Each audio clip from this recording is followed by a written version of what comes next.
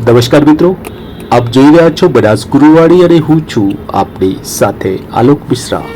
મહત્વની વાત કરીએ, સીટીએસની જે એન્ટ્રી છે એસએસએ વેબસાઇટ ઉપર આપણે કેવી રીતે કરવી, તો સૌપ્રથમ આપણે એસએસએ ગુજરાત વેબસાઇટ ઓપન કરવાની રહેશે। વેબસાઇટ ઓપન કર્યા પછી સીટીએસમાં જઈને આપણે યુઝર આઈડી અને પાસવર્ડ અને કેપ્ચા કોડ નાખીને લોગિન થવાનું રહેશે। અહીં જોઈ રહ્યા છો આપણે લોગિનની જે પ્રોસેસ છે એ કરી રહ્યા છીએ। યુઝર આઈડી અને પાસવર્ડ અને કેપ્ચા નાખીને આપણે લોગિન થઈ રહ્યા છીએ। આપણને સ્ક્રીનમાં દેખાઈ રહ્યું છે એ મુજબ આપણે લોગિન થવાનું રહેશે। અહીંયા આપણે લોગિન થઈ ગયા છીએ। લોગિન થઈ ગયા પછી આપણે થ્રી ડોટમાં જવાનું રહેશે અને ત્યાં મેનેજ સ્ટુડન્ટ ઓપ્શનમાં જઈને અહીંયા જે બાલ વાટિકા અને એક તો બાલ વાટિકા ઉપર આપણે ક્લિક કરવાનું રહેશે। ક્લિક કરતાની સાથે અહીંયા સ્ટુડન્ટ ન્યૂ એન્ટ્રીનું ઓપ્શન આવી જશે। તો એમાં આપણે આપણું જે રાજ્ય પસંદ કરવાનું રહેશે, આપણો જિલ્લો પસંદ કરવાનો રહેશે, આપણો તાલુકો પસંદ કરવાનો રહેશે અને જે બાળકને એન્ટ્રી કરવા માંગતા હોય એ બાળકની જન્મ તારીખ અને એની જાતિ પસંદ કરવાની રહેશે। મિત્રો,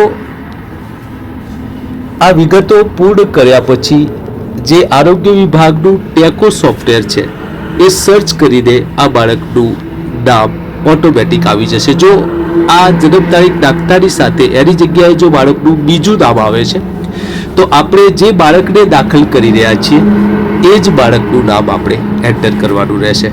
અહીં જોઈ રહ્યા છો સ્ક્રીનમાં આપણે પ્રોસેસ કરી રહ્યા છીએ। હવે આપણે સર્ચ કરશું। અહીંયા સર્ચ થઈ ગયું છે। હવે આપણું જે નામ જોઈ રહ્યા છીએ એ બીજું નામ આવ્યું છે તો આપણે બાળકને જે ઉપર દેખાઈ રહ્યું છે એમાં એડ જે સ્ટુડન્ટ છે એ આપણે અહીંયાથી કરવાનું રહેશે। અહીં નીચે જોઈ રહ્યા છો એડ+નું બટન છે, ત્યાં જશું એટલે ઉપરની વિગતો એ બાળકની બીજી બતાવશે। તો આ બાળકને આપણે દાખલ કરેલું નથી તો એન્ટ્રી મુજબ જે બાળકને દાખલ કરી હોય એ બાળકનું નામ આપણે અહીંયા એન્ટર કરવાનું રહેશે। તો સૌપ્રથમ બાળકનું નામ, પિતાનું નામ, માતાનું નામ અને એની જે અટક છે એ આપણે લખવાની રહેશે। હવે આ તમામ વિગતો આપણે અંગ્રેજીમાં નોંધ કરવાની રહેશે। અહીં જોઈ રહ્યા છો આપણે એ બાળકની એન્ટ્રી કરી રહ્યા છીએ જે બાળકને આપણે બાલવાટિકામાં દાખલ કરેલું છે પણ એનું નામ જે ટેકો સોફ્ટવેર છે એમાં સર્ચ થયેલ નથી।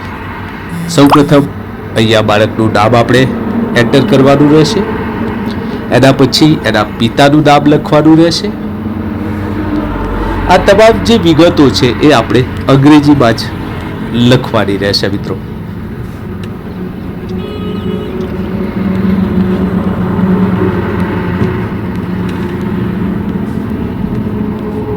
બાળકનું નામ, પિતાનું નામ, માતાનું નામ અને છેલ્લે બાળકની અટક લખવાની રહેશે।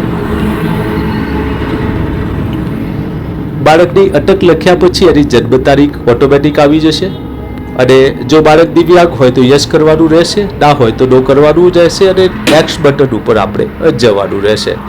તો અહીંયા જોઈ રહ્યા છો કે બાળકની જે તમામ વિગતો છે એ ખુલી ગઈ છે। બાળકને આપણો જીઆર નંબર જે આપ્યો છે એ આપણે અંદર નોંધી દેવાનો રહેશે। બાળક જે ધોરણમાં દાખલ કર્યું એનો રોલ નંબર લખવાનો રહેશે અને જે તમામ વિગતો આપણને જોવા મળે છે એ તમામ વિગતો આપણી કક્ષાએથી એની એન્ટ્રી આપણે પૂર્ણ કરવાની રહેશે। તો આ રીતે મિત્રો સરળતાથી આપ સીટીએસમાં બાલવાટિકા અને ધોરણ 1માં જે નવીન પ્રવેશ આપેલ બાળકોની એન્ટ્રી સરળતાથી કરી શકો છો। મિત્રો, આ બાબતે આપનો કોઈ પ્રશ્ન હોય તો જરૂરથી મારા કોમેન્ટ બોક્સમાં કરવાની વિનંતી છે અને વિગતો ભર્યા પછી અહીં જોઈ રહ્યા છો સેવ સ્ટુડન્ટ કરી લેવાનું રહેશે। તો મિત્રો, આ રીતે તમામ જે બાળકો નવીન દાખલ કર્યા છે એમની વિગત ભરીને એમની એન્ટ્રી કરવાની થાય છે।